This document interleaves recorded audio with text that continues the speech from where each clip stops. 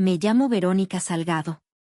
Tengo 36 años, 2 hijos y una vida que, a veces, parece pesar más de lo que mis hombros pueden cargar. Vivo en Mérida, Yucatán, en un pequeño cuarto en la parte trasera de una casa antigua, que ha visto días mejores. Trabajo en una pequeña tienda de barrio, de esas donde el dueño aún se ensucia las manos y los clientes son los mismos desde hace años. Empecé allí hace poco más de un año. Al principio era solo temporal, hasta encontrar algo mejor. Pero el tiempo pasó, y nada mejor apareció. Me levanto todos los días antes de que salga el sol. Preparo café aguado, hago los almuerzos de los niños con lo que haya, a veces solo un pedazo de pan con azúcar.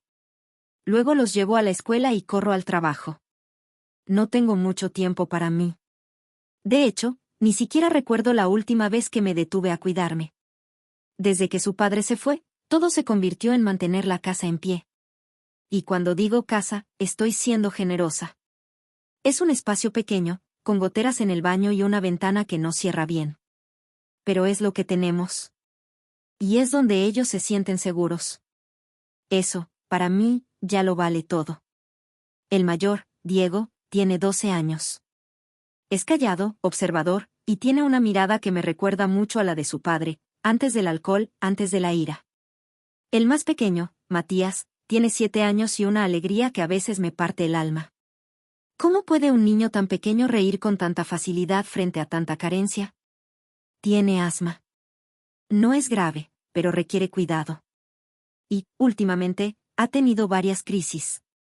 Sabía que algo andaba mal cuando empezó a despertarse en la madrugada con silbidos en el pecho y un cansancio que no correspondía a su edad.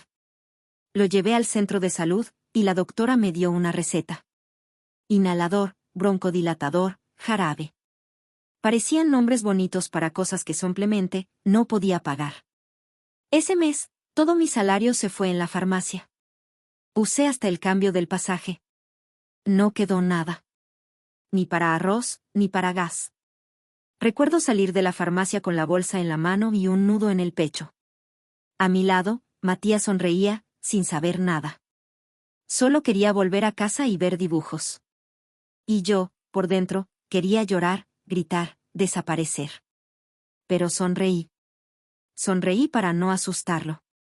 Sonreí como toda madre lo hace cuando todo se derrumba y nadie puede verlo. Los días siguientes fueron duros. Muy duros. Improvisé comidas con lo que quedaba en la alacena. Un paquete de fideos, un poco de frijoles viejos y harina de maíz. Hice que todo durara. Pero el estómago de ellos no espera, ¿verdad? Y el hambre no entiende de facturas ni prioridades. Al cuarto día, no quedaba nada. Ni un huevo, ni una galleta. Y fue entonces cuando el desespero empezó a rondarme de verdad. Ya había pensado en eso antes, pero siempre alejaba el pensamiento. Siempre me decía, eres honesta, Verónica. No eres ese tipo de persona. A la mañana siguiente, fui a trabajar como siempre. Fingí normalidad. Saludé, sonreí, apilé latas, organicé bolsas de arroz. Hice todo con ese dolor ahogado en el pecho. Esa culpa anticipada que duele más que la acción misma. El olor a comida en la tienda me daba náuseas, no de asco, sino de angustia. Saber que había tanto ahí, al alcance de la mano, y que mis hijos tenían hambre, era una tortura silenciosa. Durante mi turno, vi cuando llegaron paquetes nuevos. Arroz, leche, huevos, pollo. Pensé en los niños, en sus barrigas vacías, en las noches en que se durmieron solo con agua caliente y azúcar. Y pensé también en todo lo que había hecho hasta entonces para que no faltara nada, limpiezas extras, ropa lavada para vecinas, cortarme el pelo para ahorrar. Lo intenté. Juro que lo intenté. Pero nada fue suficiente. Nada. Fue entonces cuando, mientras organizaba el almacén, mis ojos se detuvieron en un paquete de arroz. Solo un paquete.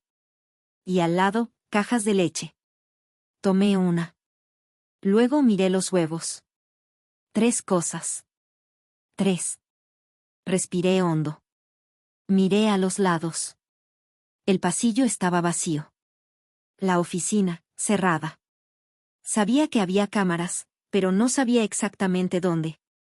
Me convencí de que sería solo esa vez. Que lo devolvería. que nadie saldría perjudicado. Que quizás hasta Dios lo entendería. Puse todo en la mochila, con cuidado, como quien carga un pecado. La mochila pesó más de lo que debía. Pero no solo por el peso físico. Era el peso de la elección. El peso de lo que sabía que estaba haciendo. Salí de la tienda con el corazón acelerado. Cada paso que daba, sentía que alguien gritaba mi nombre. Pero nadie gritó. Nadie dijo nada. Llegué a casa y cociné. Hice arroz con leche y freí 2 huevos. Lo repartí en 2 platos. Los niños comieron sonriendo. Matías me abrazó y dijo, hoy sabe a algo bueno, mamá. Yo sonreí. Pero por dentro, lloré. Porque ese sabor bueno venía de algo amargo. Rezamos antes de dormir. Ellos agradecieron por la comida. Y yo pedí perdón en silencio. No era solo comida. Era una línea que había cruzado. Yo, que siempre me enorgullecí de mi honestidad, ahora me había convertido en lo que siempre temí, alguien que roba. Aunque fuera con justificación, aunque fuera con dolor. Era robo. Y, en el fondo, lo sabía. Esa noche, dormí con la cabeza pesada. No pude descansar. La imagen del almacén, de mi mano tomando los productos, de la mochila cerrándose, todo volvió en mis sueños. Desperté asustada, sudando, con miedo de que tocaran la puerta. Nadie tocó. Pero el miedo se quedó. Los días siguientes, hice todo mecánicamente. Llegué, trabajé, evité hablar, evité mirar al dueño. Empecé a pensar que tal vez había notado algo. Y si lo notó, quizás solo esperaba el momento adecuado. Cada vez que me llamaban por el radio, mi corazón saltaba. Me convertí en una mujer desconfiada de sí misma. Una mujer que, por alimentar a sus hijos, empezó a sentir que su alma se corroía por dentro. Era como vivir dividida entre el amor y el error.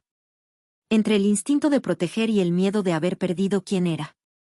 Los días que siguieron a ese arroz con leche y huevos parecían iguales por fuera, pero por dentro, todo había cambiado. Ya no era la misma. Algo en mí se había quebrado.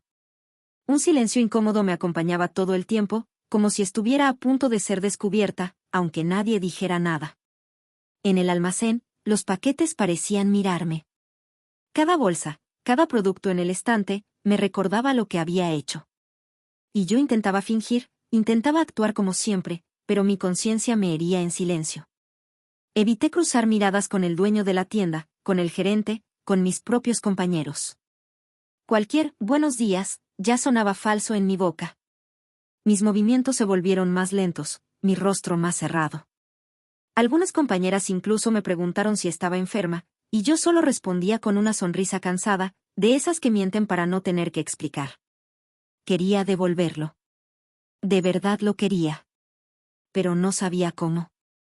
¿Cómo se devuelve un paquete de arroz ya cocinado? ¿Una leche ya tomada? ¿Un error ya cometido? Y peor, sabía que, si el hambre volvía, tal vez lo haría de nuevo. Eso me dolía más que el miedo a ser descubierta. Porque siempre me consideré una mujer firme, correcta. No perfecta, ni mucho menos, pero con principios. Y ahora, ahí estaba yo, viviendo un día a la vez con esa culpa en los hombros. Matías mejoró. El medicamento hizo efecto y ya no tosía por la noche. Eso me dio alivio, claro, pero no borró lo que había hecho. A veces, lo miraba dormir y pensaba, ¿estás bien, hijo? Pero, ¿qué tuvo que hacer tu madre para poner comida en tu mesa? Y entonces lloraba. En silencio. Siempre en silencio. Porque una madre no se derrumba frente a sus hijos. Tragamos el dolor para que ellos crezcan pensando que el mundo aún es un lugar bueno. Lo que no esperaba fue lo que pasó 3 días después. Era una tarde normal, la tienda llena, el movimiento acelerado. Estaba reponiendo productos en la sección de limpieza cuando escuché mi nombre en el radio. Verónica, ¿puedes subir a la oficina un momento, por favor? La voz del gerente era neutra. Sin prisa, sin tono acusador. Pero todo mi cuerpo se congeló. Respiré hondo, me limpié las manos en el delantal y fui. Cada paso hasta el segundo piso pesaba 1 tonelada. Mi corazón latía tan fuerte que pensé que todo el pasillo podía oírlo. Subí las escaleras lentamente, intentando pensar en otra cosa, pero por dentro ya lo sabía. Había llegado el momento. Toqué la puerta. Me pidieron entrar. La oficina era pequeña, con un escritorio de madera oscura y un ventilador ruidoso. Ahí estaban el gerente y el dueño de la tienda, don Esteban, un hombre de unos 60 años, reservado, que rara vez hablaba conmigo más allá de los saludos. Me miró con una expresión que no supe descifrar. Sobre la mesa, había una hoja de papel, volteada hacia mí. Y en cuanto entré, el gerente la giró. Era una foto. Mía. Clara. Yo en el almacén, con la mochila abierta y los productos entrando. El ángulo era alto, pero la imagen era nítida. No podía negarlo. No había excusa. Me paralicé. Mi boca se secó. El piso se alejó. Mis ojos se llenaron de lágrimas al instante, y una parte de mí quiso correr. Quiso desaparecer. Pero otra parte, una parte cansada de cargar ese peso, simplemente se derrumbó. Lloré. Bajé la cabeza y lloré. No con gritos, sino con un llanto callado, de vergüenza, de dolor, de agotamiento. Y cuando pude hablar, la voz me salió temblorosa. Dije que lo sentía. Que estaba desesperada. Conté lo de Matías, lo del medicamento, lo de la comida que se acabó. Lo conté todo. Sin rodeos. Sin intentar suavizarlo. Necesitaba que alguien supiera que no era mala. Solo estaba cansada. Herida. Y hambrienta de dignidad. Ellos no dijeron nada por unos segundos. Fue el silencio más largo de mi vida. Solo me secaba las lágrimas con el dorso de la mano, esperando oír la palabra despido, o policía, o cualquier cosa que marcara el fin de ese trabajo, y quizás el inicio de una pesadilla aún peor. Pero don Esteban hizo algo que me desarmó por completo. Soltó un suspiro largo, se inclinó hacia adelante y dijo, con calma: Verónica, yo también fui criado por una madre como tú. No lo entendí de inmediato. Me quedé en silencio, esperando más. Él continuó. Dijo que creció viendo a su madre cuidarlo a él y a sus hermanos sola. Que recordaba los días en que ella cocinaba solo con agua y sal y decía que era sopa especial. Dijo que ella también sonreía cuando por dentro lloraba. Y que, un día, la vio escondiendo comida en su bolso, en el viejo almacén donde trabajaba. Tenía 10 años, dijo. Y nunca lo olvidé. Ella me hizo prometer que no le diría a nadie. Pero ese día, Verónica, fue el día en que entendí lo que es una madre de verdad. No justificó mi error. No dijo que estaba bien. Pero tampoco me condenó. Me pidió que, de ahí en adelante, si tenía alguna necesidad, fuera a él. Que no quería verme pasar por eso en silencio. Que nadie, especialmente una madre, debería cargar vergüenza por intentar alimentar a sus hijos. Y entonces hizo algo que me tomó por sorpresa, me ofreció un aumento. Nada enorme, pero suficiente para que lo esencial no faltara. Y junto con el aumento, me dio una tarjeta de vales de comida, con crédito mensual, solo para mí. No sabía qué decir. Solo podía asentir y repetir gracias, entre lágrimas que no dejaban de caer. En ese momento, algo en mí se sanó. No del todo, pero lo suficiente para hacerme respirar de nuevo. No había sido perdonada por un sacerdote, ni absuelta con rezos, pero sentí que Dios me había escuchado de todos modos. A través de un gesto. A través de la compasión de un hombre que entendía el dolor de una madre. Y yo, finalmente entendí lo que significaba misericordia. Y cómo puede venir de los lugares más inesperados. Pero la historia aún no había terminado. Porque, a pesar de la comprensión que recibí, mi corazón aún necesitaba liberarse de verdad. Y eso fue lo que me llevó al confesionario. Porque sabía, había algo dentro de mí que solo Dios podía restaurar. Durante muchos días, después de esa conversación con don Esteban, me sentí dividida entre dos sentimientos muy fuertes. Por un lado, un alivio inmenso por no haber sido humillada, despedida o expuesta. Por otro, la vergüenza aún viva, latiendo dentro de mí, como una herida que no cicatrizaba. Él me tendió la mano, me escuchó, me acogió, y eso fue un regalo que nunca olvidaré. pero sabía, muy en el fondo, que aún había algo pendiente. Algo entre Dios y yo. Algo que no podía resolverse solo con un gesto humano, por noble que fuera. Cada vez que entraba a la tienda y veía ese mismo pasillo, ese mismo estante de donde tomé el arroz y la leche, mi estómago se apretaba. No repetiría el error, de eso estaba segura. Pero la culpa no se borraba así, de la nada. Y aún después del aumento, aún con la tarjeta de comida en mi bolso, había una voz dentro de mí que decía, tienes que saldar cuentas con lo que hiciste. Con lo que sientes. Con lo que te convertiste. Fue una tarde de domingo que tomé la decisión. Los niños estaban con mi vecina, doña Margarita, que siempre me ayudaba cuando necesitaba un momento. Salí de casa sin saber exactamente a dónde iría. Solo caminé. En chanclas, con el pelo recogido de cualquier manera y el corazón latiendo distinto. Caminé por las calles tranquilas del barrio hasta ver la pequeña iglesia del vecindario. La misma donde, años atrás, había llevado a Matías a bautizar. La misma donde, hacía tanto tiempo, me había sentado a rezar pidiendo fuerzas cuando su padre se fue. Entré despacio, con pasos silenciosos, como si estuviera invadiendo un lugar sagrado, aunque sabía que era bienvenida allí. El olor a madera vieja y cera de velas me envolvió. La penumbra del interior de la iglesia me dio una calma extraña. Me acerqué a uno de los bancos y me senté. Miré al altar, donde la imagen de la Virgen parecía mirarme de vuelta, sin juicio, solo con ternura. Me quedé ahí, en silencio. Sin saber cómo empezar. Con las manos juntas y los ojos húmedos, luché contra el nudo en la garganta. Hasta que vi el confesionario abierto, con la cortina entreabierta, y un sacerdote sentado al otro lado. No era un rostro conocido, quizás nuevo en la parroquia.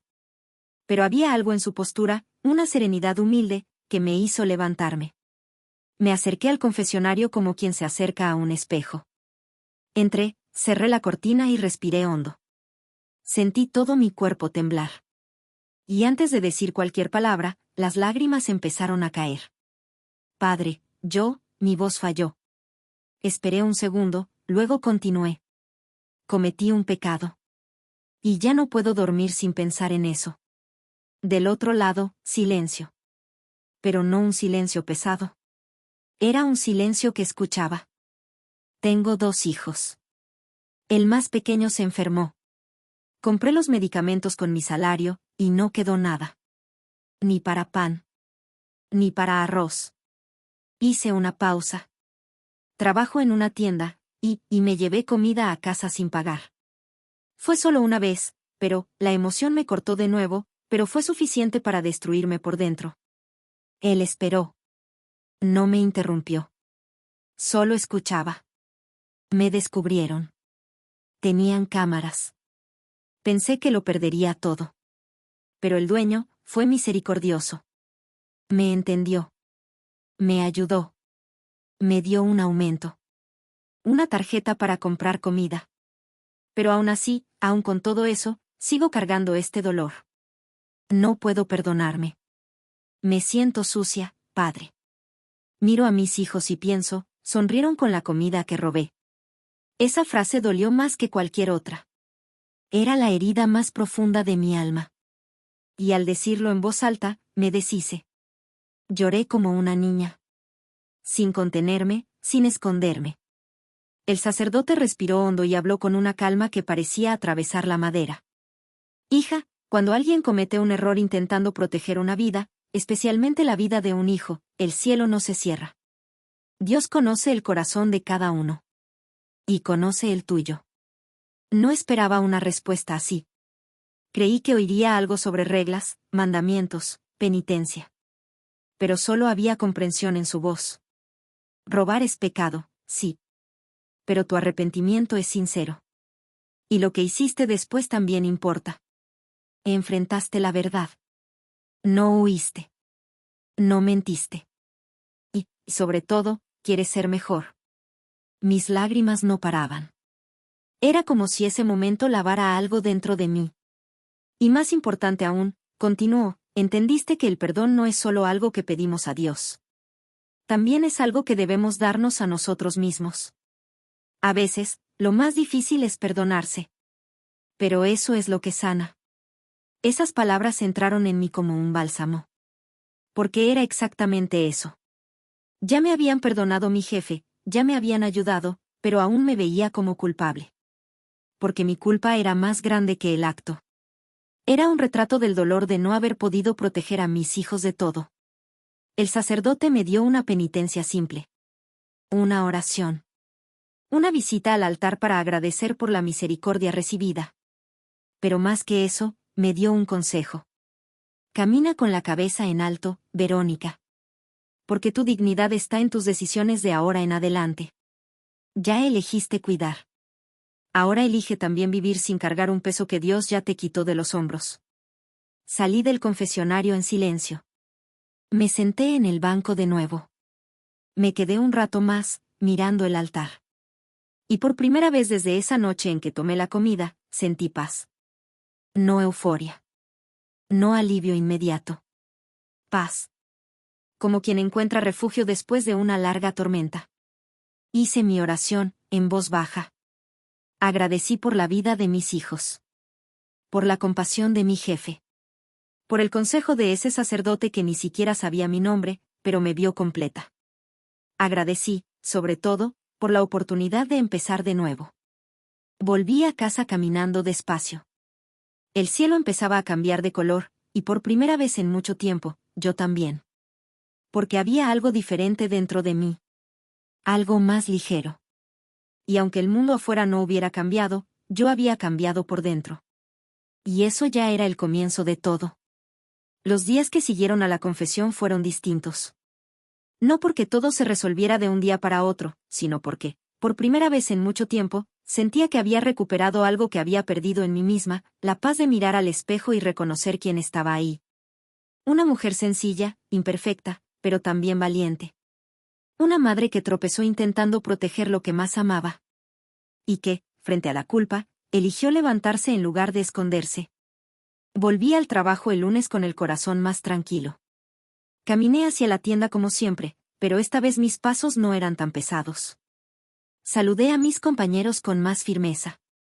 Sonreí de verdad. Y cuando vi a don Esteban pasar por los pasillos, nuestros ojos se encontraron. Me hizo un gesto discreto con la cabeza. Un gesto de respeto, de reconocimiento silencioso. Y eso, por simple que pareciera, fue un abrazo invisible. Un recordatorio de que nadie necesita ser perfecto para ser digno de respeto. El aumento que me dio marcó la diferencia. Con ese dinero extra y la tarjeta de comida, pude mantener la casa abastecida. Nada de lujos, claro. Seguía todo contado, como siempre. Pero había arroz, frijoles, verduras. Tenía lo necesario. Y eso, para quien alguna vez tuvo que dividir un huevo en 2 platos, era un milagro diario. Matías volvió a sonreír con más fuerza. Las crisis de asma se hicieron más raras con el tratamiento adecuado. Diego, con sus ojos serios y maduros, empezó a ayudarme más en casa, como si hubiera percibido, sin entender del todo, que algo importante me había pasado. Y yo, volví a dormir. Aún había noches en que el recuerdo me visitaba, pero la culpa ya no me aplastaba. Había dado paso a la gratitud. Y al deseo sincero de ser una mujer cada vez mejor. Con el tiempo, empecé a ver todo lo que viví no como una mancha, sino como una marca. Una cicatriz que, aunque dolorosa, me enseñó. Me acercó a Dios. Me devolvió la humildad. Y me mostró, en la práctica, que la misericordia no es solo un concepto bonito que se lee en la Biblia. Existe. Vive en los ojos de quien escucha sin juzgar. En las manos de quien ayuda sin pedir explicaciones. Y en el silencio de un confesionario donde, entre sollozos, alguien se encuentra consigo misma. Muchas veces, desde entonces, me he preguntado cuántas Verónicas más hay por ahí. Mujeres que trabajan todo el día, que enfrentan humillaciones en silencio, que esconden sus dolores para no preocupar a sus hijos. Mujeres que, como yo, se ven ante una elección imposible. Y que, por un instante, caen. Resbalan. Y cargan un peso enorme por un solo acto. Si pudiera decirles algo, les diría, no dejen que el error las defina. Arrepiéntanse, sí. Pero no permitan que la vergüenza las entierre. Porque todas, en algún momento, fallaremos intentando acertar. Lo importante es lo que hacemos después del error.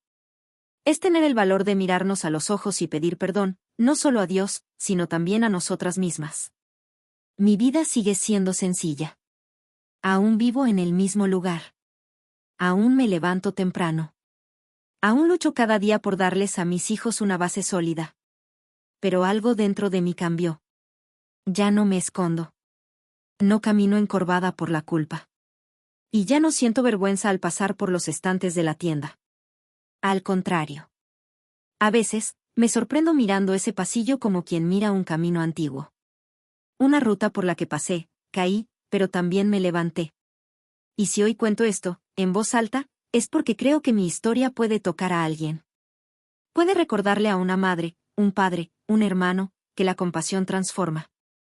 Que la fe, aunque debilitada, aún puede devolvernos el rumbo. Y que, incluso cuando todo parece perdido, un gesto de bondad, de un jefe, un sacerdote o un desconocido, puede ser el inicio de un milagro. El otro día, Matías llegó de la escuela y me preguntó qué era un milagro. Pensé mucho antes de responder. Podría haber dicho que era algo sobrenatural. Algo que Dios hace para mostrar su poder. Pero al mirarlo, con sus ojitos brillantes y su pecho respirando tranquilo, respondí con lo que aprendí estos últimos meses. Un milagro, hijo, es cuando el bien gana, aunque todo parezca oscuro. Es cuando alguien te ayuda sin conocer tu dolor. Es cuando Dios actúa en silencio, y solo te das cuenta después. Él sonrió y me abrazó. Y en ese abrazo, tuve certeza, el verdadero milagro no fue solo recibir ayuda, ni conservar el trabajo, ni ver la salud de mi hijo recuperarse. El milagro fue ser vista. Tan simple, y tan raro. Porque cuando alguien te mira con misericordia, te reconoce en tu dolor y no te reduce a tu error, algo se enciende dentro de ti. Algo sagrado. Hoy, cuando entro a la iglesia, ya no pido perdón cada vez. Pido fuerza. Pido sabiduría. Y sobre todo, pido saber reconocer, en el dolor del otro, el reflejo del mío. Porque ahora entiendo, todos, en algún momento, somos la Verónica de alguien. Y quizás la mayor prueba de fe que podemos dar, sea tender la mano cuando sería más fácil dar la espalda. Esta es mi historia. No perfecta, no hermosa todo el tiempo, pero verdadera. Y si llegó a ti, es porque, de algún modo, aún hay algo divino trabajando entre nosotros. Y solo por eso, vale la pena seguir intentando.